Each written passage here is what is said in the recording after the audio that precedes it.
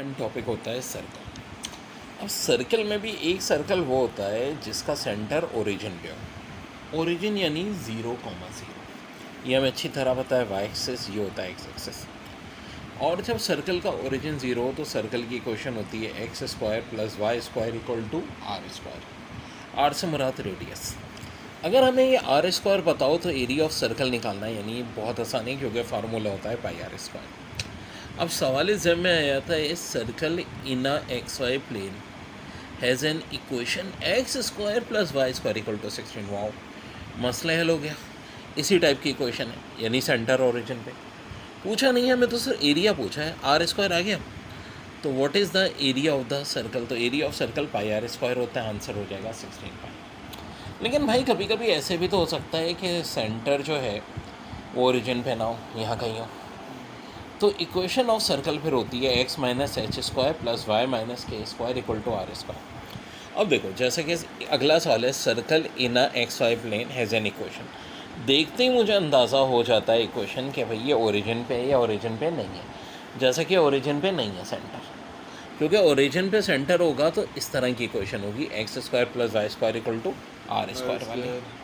अब अगर हम कंपेयर करें तो देखो एच बराबर 3 के हो गया, और क्योंकि देखो basically minus h equal to -3, तो एच बराबर 3 के हो गया, ठीक है। और माइनस के अगर 4 के बराबर है तो के खुद किसके बराबर हो जाएगा? -4 के। याद रहे जब हम कंपेयर करते हैं ये एक्स ये के, तो ये हमारे पास एच और के आ गए। एच और के क्या होते हैं? हमेशा रखो सेंटर ऑफ सर्कल, यानी सेंटर ऑफ सर्कल आ गया इसका 3, इस सवाल में पूछा क्या है कि circle in a x Y plane has an equation x minus 3 square plus y plus 4 square equal to 81।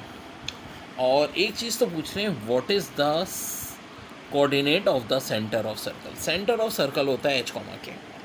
भाई अगर हम कंपेयर कर लें तो एच बराबर हो गया 3 के बराबर हो गया -4 के, तो सेंटर ऑफ सर्कल तो बड़े आराम से आ जाएगा मेरे पास 3, -4। अब इसी में एक और चीज़ भी पूछ रहे हैं, what is the area of the circle? अब एरिया ऑफ द सर्कल क्या होगा भाई? एरिया ऑफ द सर्कल होता है पाई आर स्क्वायर। आर स्क्वायर 81 है, इसको पाई से मल्टीप्लाई कर दीजिए, ये हो जाएगा पाई आर स्क्वायर यानी कि 81 पाई, ठीक है। ये आपका आंसर आ गया। एक चीज़ देखो, ये अंडरस्टूड सी बात है कि अगर यूँ पॉइंट दिया हुआ है ओरिजिन, तो ये क्या है? 0,0। और अगर नहीं दिया हुआ, कहीं भी हो सकता है, ये सर्कल इस एक्सेस में भी हो सकता है, फर्स्ट कोऑर्डिनेट में, फर्स्ट कोऑर्डिनेट, सेकंड कोऑर्डिनेट, ये बस मैंने एक रफ बताया है, ठीक है।